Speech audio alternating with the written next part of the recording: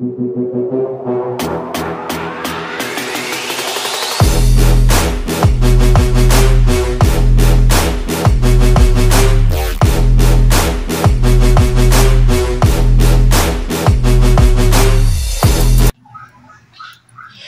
afternoon, everyone, especially to you, ma'am. Good afternoon.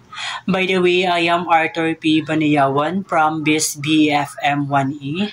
This is my video presentation about what is your virtual idol, which is my virtual idol is my mother. That's a wonderful choice to admire my mother as my virtual idol because she embodies qualities such as kindness, compassion, resilience, and selflessness. She always put the needs of her family above her own and goes out of way. My mother's compassion shines through in her willingness to listen, understand, and support those around her. She is always there to offer a shoulder to lean on and listening to anyone who seeks her guidance.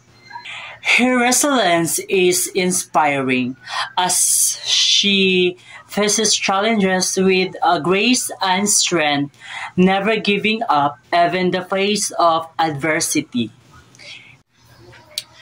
One of the most admirable virtues my mother's is her selflessness. She consistently prioritizes the well-being happiness of her family, making sacrifice without hesitation to ensure their comfort and success. That's all. Thank you.